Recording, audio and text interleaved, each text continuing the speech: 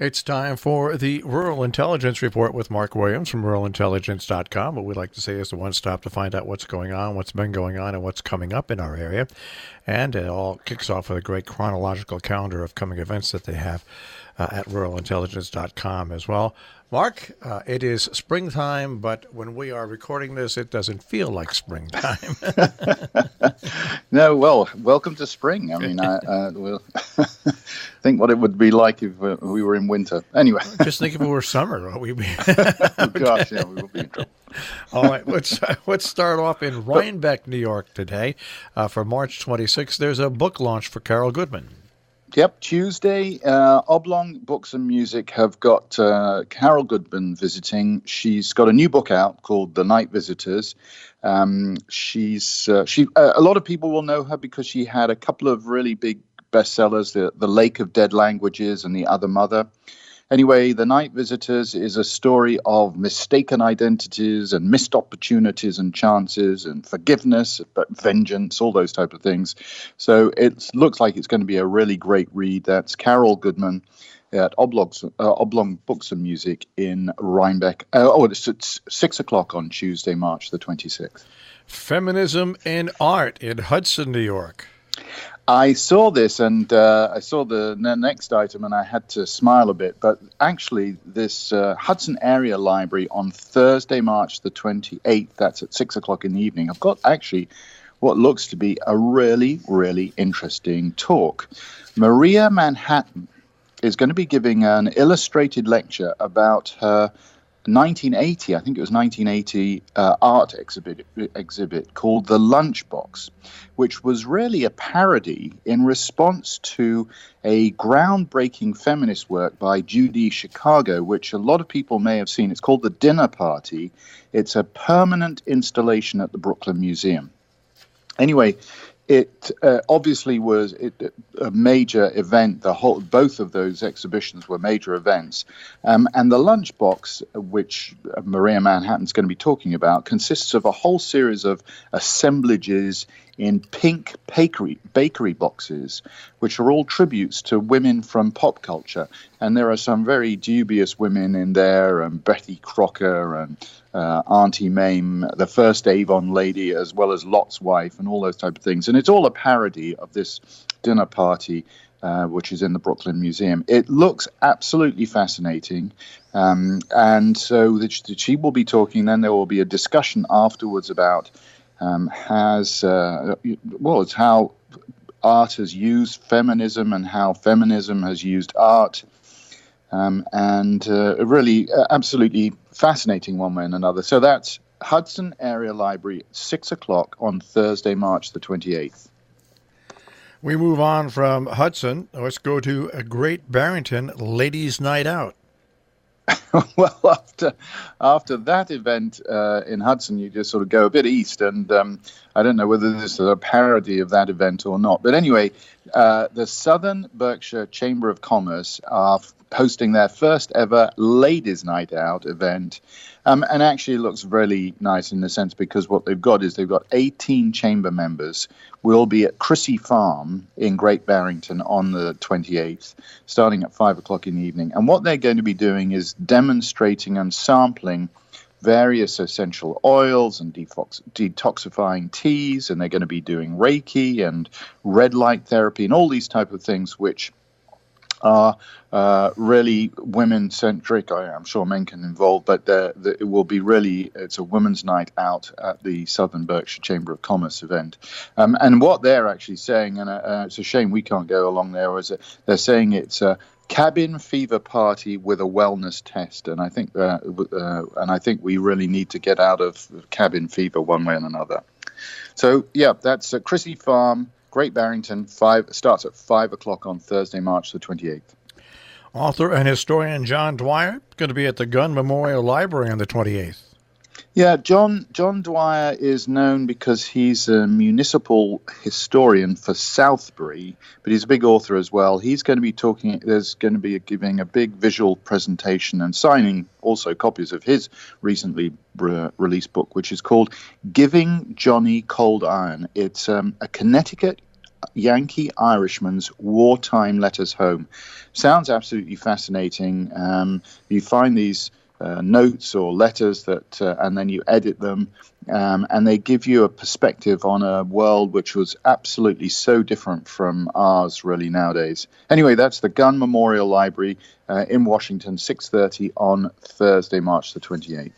We move from the gun library and we head over to Torrington, Connecticut.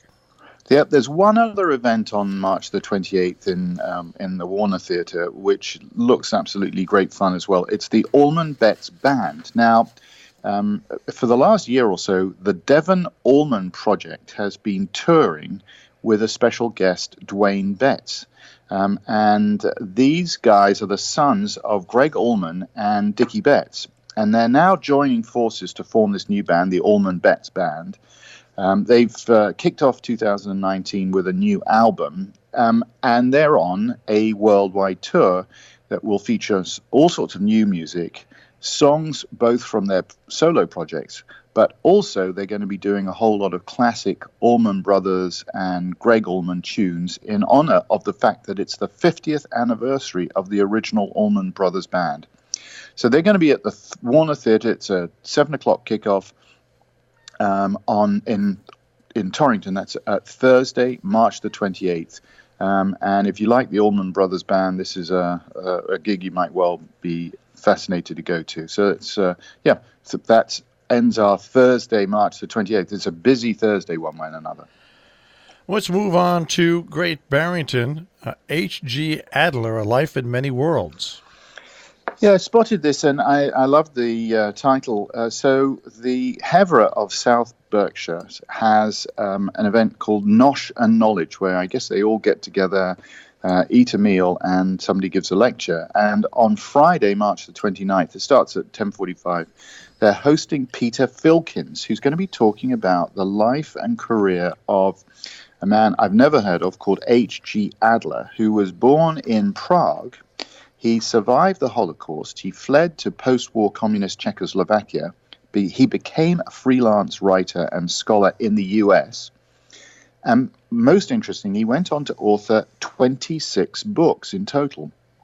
Anyway, Peter Filkins has just published a biography, which is H.G. Adler, A Life in Many Worlds. And he's going to be talking about that in the Hevra of South Berkshire, in Great Barrington, on Friday the 29th. It's 10:45 in the morning, and you can click through and get more information on that from ruralintelligence.com and find out what you need to do to sign up for it. All right, let's go to the High Mud Comedy Fest. Yeah, this is big, and it's been getting bigger and bigger over the last few years. Mass Smoker has something like 75 live events throughout the year. You think of it as a museum, which is but it's not. It's a performance space of one sort or another. And the last few years, they have developed the High Mud Comedy Festival, which is completely obvious this year, one way and another, what with all our snow and mud and whatever. And it is this year it returns with Judah Friedlander, who you may have seen in 30 Rock and Wet Hot American Summer. There's Michelle Buteau from Key and Peele, Dulcie Sloan from The Daily Show. So a lot of people that we will have seen on the TV or known about. They have all sorts of other workshops and museum tours where they have fun at the expense of the museum. There are also a series of musical events and interludes, some of which can be very, very funny indeed. And it's all at Mass Smoker. It starts on Friday, March the 29th, but it also carries through into March the 30th. And in fact, I think it even goes into town, because if you go to some of the restaurants in town, after they've closed down at the museum, there are some events in some of the local restaurants there as well. So again, you're going to have to go to the Mass Mocha website to check out all of the times and details and what to sign up for and how to sign up for tickets, etc. Great fun. Okay, we go from comedy to wine. The Kent Land Trust has some tastings coming up. Well, this is the 9th annual Kent Wine Spring Tasting, and it's all for a really quite lovely organization, the Kent Land Trust. And it's on both Friday the 29th and it runs through to March the 30th. It's going to be at the Artifacts Gallery in downtown Kent, which is a great, great space. And it's Kent Wine and Spirits sponsors 3 separate events. They start off on Friday, 7 o'clock in the evening, with a mezcal tasting with Adam Schulman and Matt Barsowitz. It's called The Spirit of Mexico. And then on Saturday afternoon, they have Tasting Jerez, which is a preview with Robert Colopany. It begins at 3:30 in the evening, in the afternoon on Saturday. And then the actual big 9th annual Kent Wine Spring Tasting starts at 5 o'clock, as I say, at the Artifacts Gallery.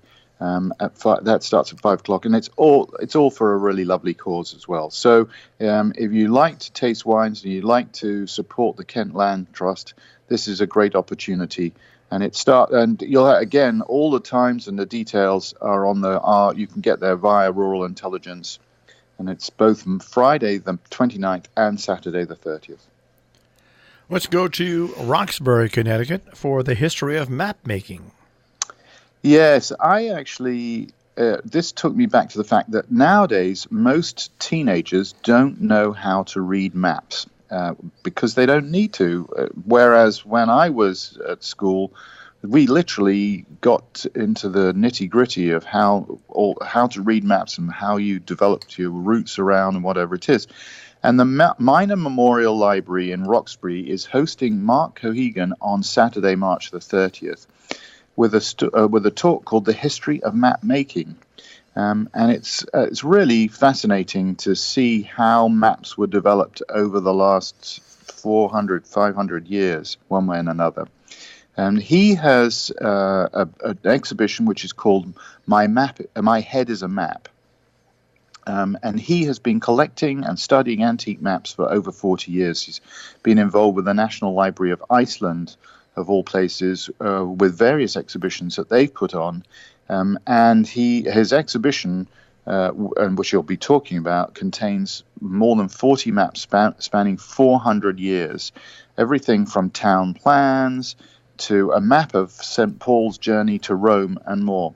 So these are things which in a few years' time, I suspect that we probably, young people will just begin to say, well, what is a map? I mean, you just look on your app on the phone and you find your way somewhere. So it's absolutely fascinating to see how whole areas have built up and how key they were in geographical and economic importance over the centuries. All right. And we go to gardening already. That's right. This is in Kent, Connecticut on March 30th. Yes, I think we're still in the planning phase. I'll put it that way. Kent Garden Club, Kent Town Hall on Saturday afternoon, and the Kent Memorial Library are going to be welcoming Karen Bussolini. She's a really well-published garden photographer. We've spoken about her before. She's a speaker. She's a writer. She's an accredited organic land care professional, and she's a real expert in eco-friendly gardens, one sort or another. She's going to be talking about her work, but she's also going to be talking about what people need to be thinking about before spring comes, if it ever does, so that you can be prepped for your garden in the summer. So that's at Kent Town Hall, 2 o'clock in the afternoon on Saturday, March the 30th. All right, we move on from gardening to another reception and book launch. Still on March the 30th, but further up in North Adams. This looks like a really interesting book launch in the Artist Book Foundation, which I don't know about, but it's in North Adams.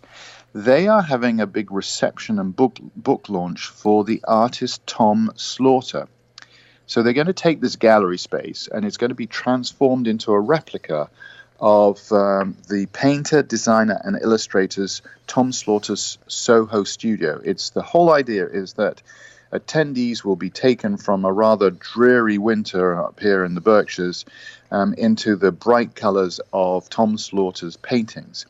So it's an opportunity to celebrate the whimsy of, actually, he recently passed away, his pop-influenced drawings and prints and paintings, but also It's the release of a very extensive monograph of Slaughter's apparently enormous body of work. So a lot of people will have heard of the artist Tom Slaughter.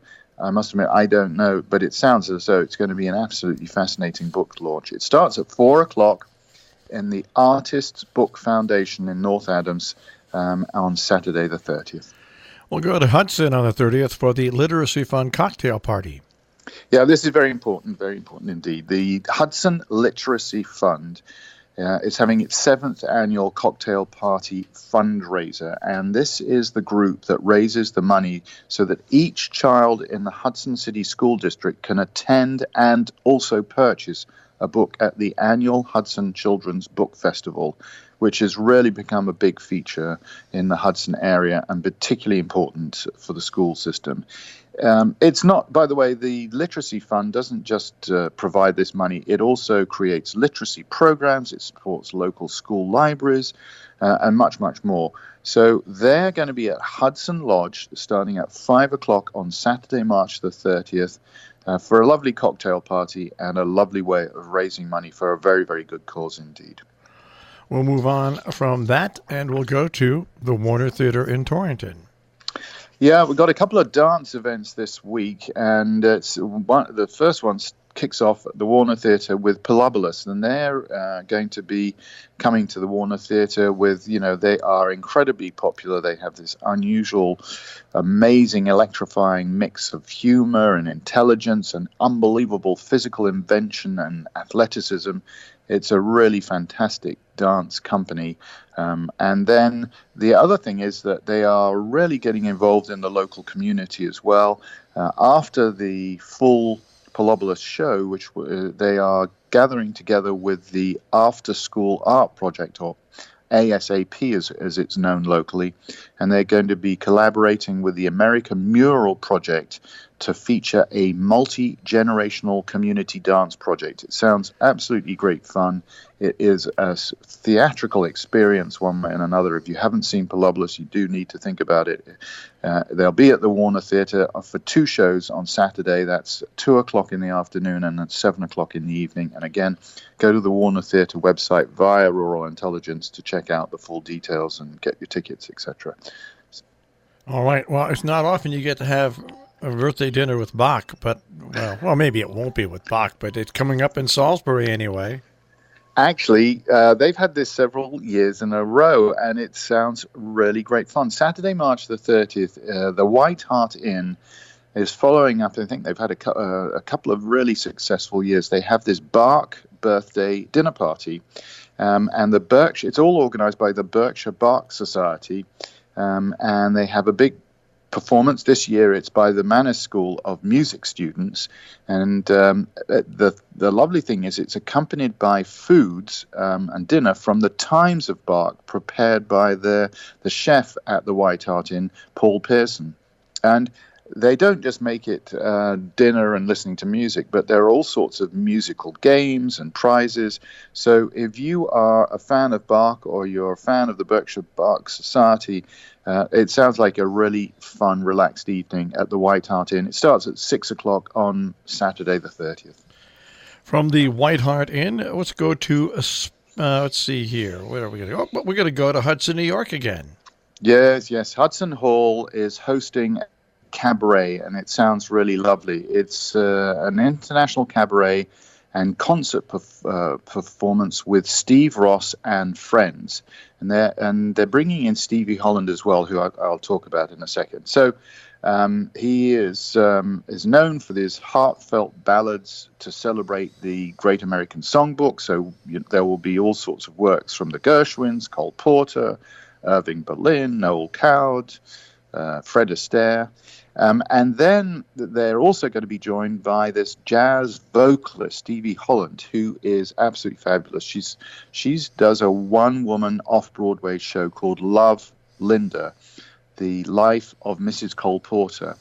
And she's going to be accompanied by Ira Coleman on bass and David Stikowski on piano as well. And so if you enjoy that sort of music, Hudson Hall will be absolutely full of it on Saturday the 30th. Starts at 7 o'clock in the evening. We will move on to Spencertown, and that is a singer performing. Yeah.